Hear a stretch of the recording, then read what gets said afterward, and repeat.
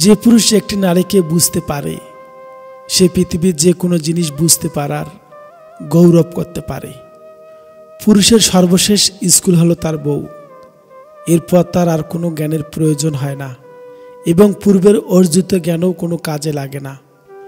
অহংকারী মানুষগুলো মাটিতে পা ফেলে যেমন হাঁটতে চায় না, ঠিক তেমনি তারা ডানা মেলে আকাশে উঠতেও পারে না, কেননা অহংকার হলো ভারী একটা বোঝা।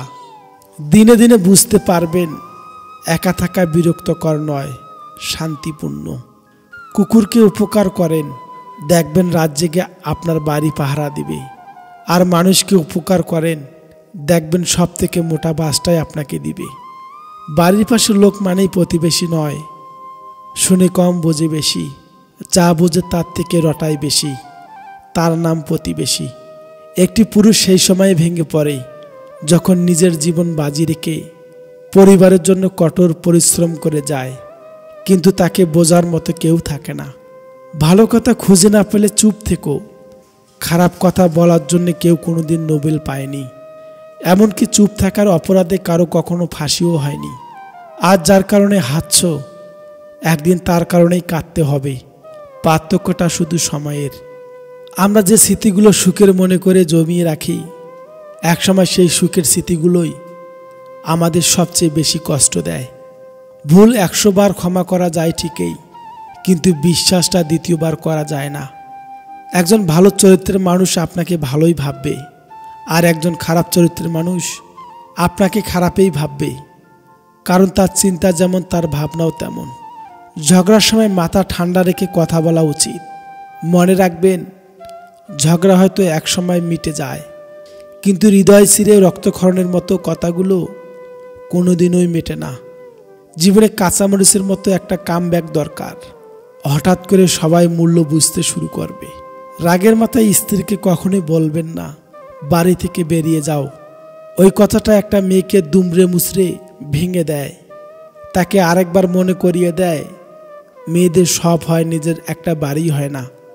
কিছু মানুষ কখনোই ভেবে দেখে না তাদের আচরণের অপর মানুষটা কতটা কষ্ট পেয়েছে। তারা শুধু নিজের প্রয়োজনটাই বুঝে। কাউকে জবাব দেওয়ার আগে 1 মিনিট সময় নিন, দেখবেন হয় জবাবটা বদলে গেছে, অথবা আর জবাব দিতে ইচ্ছেই করবে না। আমরা প্রতিটা কথার পিঠে কথায় জিততে চাই, এটা ভুল চিন্তা। জবাব দেওয়ার চেয়ে জবাব না দেওয়াটা অনেক বেশি শক্তিশালী।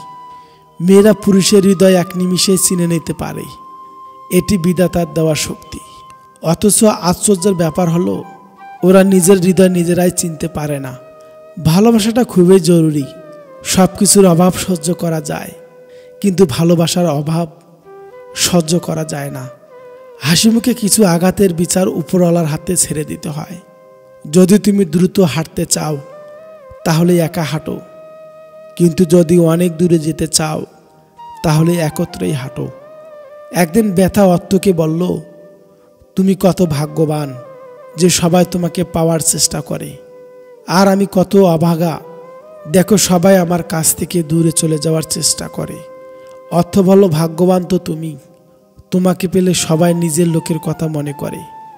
অভাগা তো আমি, আমাকে পেয়ে সবাই নিজের লোককেই ভুলে যায়। এমন মানুষের জন্য কান্না বেশি আসে যে একসময় প্রাণ ভরে হাসিয়েছে। না মনকে বোঝানো যায়, না চোখকে। পৃথিবীর সব জিনিসই দামি, কিন্তু সেটা পাওয়ার আগে আর হারানোর পরে।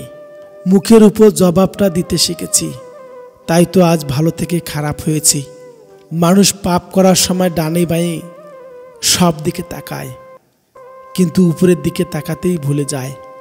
একটা গাড়ি থেকে একটা চালের বস্তা রাস্তায় পড়ে যায়, একটা পিঁপড়ে আসে একটু খেয়ে চলে যায়, একটা পাখি আসে কিছুটা খেয়ে চলে যায়, একটা গরু আসে অনেকটা খেয়ে চলে যায়, একটা মানুষ আসে বস্তা ধরে নিয়ে চলে যায়।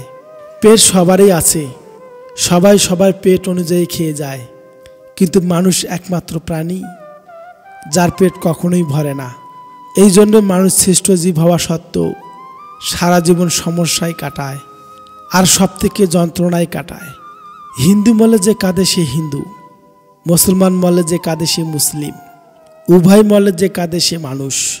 যেখানে মেয়েরা দুঃখ পাইবে সেখানে তার হৃদয় দিতে প্রস্তুত। কখনো হিংসা করো না তাকে যে তোমাকে দেখে হিংসা করে।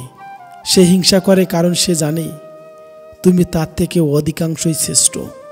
শত্রুর উপদেশ গ্রহণ করো যদি শত্রু জ্ঞানী হয়, আর বন্ধুর উপদেশ বর্জন করো যদি বন্ধু মূর্খ হয়। যার বন্ধু বেশি থাকে তার সর্বনাশ হয়, কারণ নানার জন নানার পরামর্শ দেয়। ভুলেও একাধিক বন্ধু রাখবেন না। মানুষ ধোঁকা খেলে বুদ্ধিমান হয়। চিনি আর লবণ একই রকম দেখতে, পার্থক্য হয় শুধু স্বাদে। এই সমাজে মানুষ আর অমানুষ দেখতে একই রকম, পার্থক্য শুধু আচরণের ব্যবহারে মানুষের পরিচয় মিলে।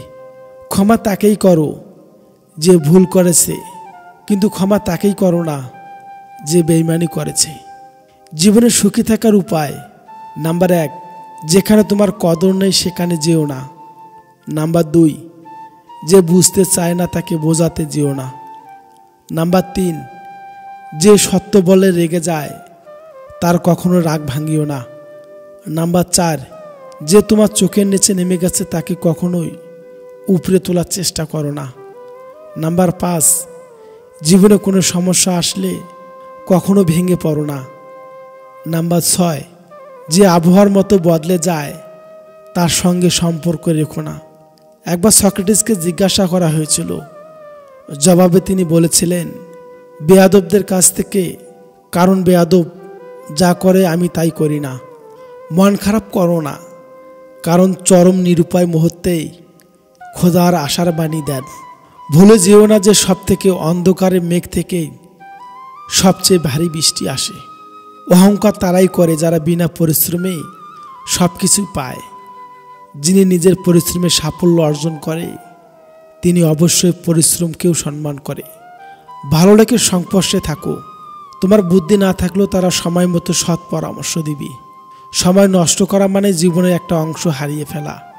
কখনোই এত ব্যস্ত থাকবেন না যে অন্যকে যত্ন করার সময় না পান। তোমার হৃদয় ঠিক করবে তুমি কি রকম মানুষকে মানুষ চাইবে, আর তোমার ব্যবহার ঠিক করবে কে তোমার সঙ্গে সারা জীবন থাকবে। কোনো মানুষকে তার মৃত্যু না হওয়া পর্যন্ত সুখী বলা যায় না। জোর করে কারো শরীর পাওয়া যায় না জোর করে কারো পবিত্র মন। মানুষ মুক্তা খুঁজতে গিয়ে খাঁটি সোনা হারায়, আর শেষে পায় চকচকে লোহা যা কিছুদিন পরেই মরিচা ধরে যায়। কথার ফাঁকেও কথা থাকে, বুঝতে যদি পারো মানুষ চেনবে, কিন্তু তাতে বন্ধু কমবে আরও। মিথ্যার কোনো ভবিষ্যৎ নেই, এটা হয়তো তোমাকে আজ সুখী করবে, কিন্তু মনে রেখো কাল তোমাকে এর জন্যে কাঁদতে হবে। গুরুত্ব দিলে বিরক্ত, আর না দিলে অভিযোগ। এইভাবেই শেষ হয়ে যায় দুই মনের যোগাযোগ। মানুষ তখন তোমার অতীত টেনে আনে যখন তারা তোমার বর্তমানকে সহ্য করতে পারে না। আয়নার কাজ যদি ঝাপসা থাকে নিজের ছবিও স্পষ্ট দেখা যায় না। তেমনি নিজের মন যদি না পরিষ্কার থাকে কাউকে ভালো মনে হয় না। সবচেয়ে খারাপ একাকিত্ব হলো নিজেকেও ভালো না লাগা। আমরা সেই জাতি, 200 টাকা চোরকে আমরা গাছে বাঁধি, আর 2000 কোটি টাকা চোরকে স্যার ডাকি। ছুরির আঘাতের চেয়েও বেশি কষ্টের কিছু প্রিয় মানুষের কথার আঘাত। কোনো ব্যাপারে একটা মানুষের দুর্বলতা থাকতেই পারে, তার মানে এই নয় যে সুযোগ বুঝে আপনি তাকে সেই জায়গায় আঘাত করবেন। মানুষের জীবনের পরাজয়ের অনেক গল্প থাকলেও কাদায় শুধু নির্দিষ্ট একটা গল্প।